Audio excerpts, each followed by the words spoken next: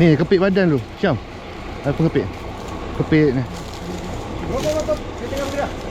Kepit tengah lu. Okey. Tak, kepit badan lu. Kepit badan lu. Kepit badan dia. Kepala dia kat belah sana. Kepit je. Ha. Okey dah. Betul. Tekan kepala dah, tekan kepala dah. Yang tengah.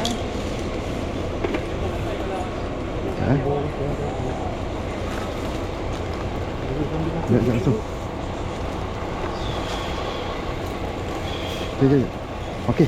Ha, kepit balik, kepit. Kepit balik dia. Dah. Dah? Lepas eh? Ada. Okey. Pegang. Pegang kepala tu. Betul, kejap betul. Sekejap. Oh, sekejap. Sekejap, ada kepala dulu ya. Sekejap. Boleh so. Ha. Okey. Boleh tak? Okey, cekik terus. Okey, situ. Wah, mantap bosku. Angkat. Baru bersalin kulit.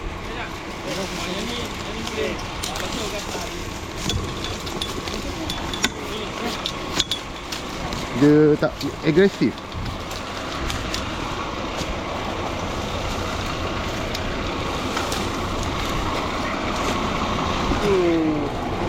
Oh.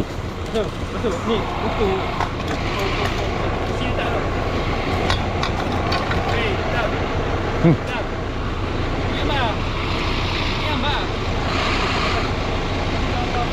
Nak masuk. Wei, dia berak tau. Wei.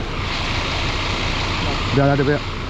Ni. Nak masuk ni. Ini pertama lah. Oh.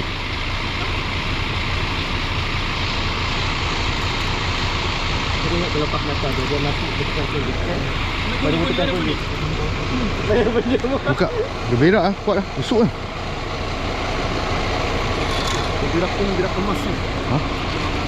Buka ni kelopak mata dia. Tu yang tak nampak tadi. Tak.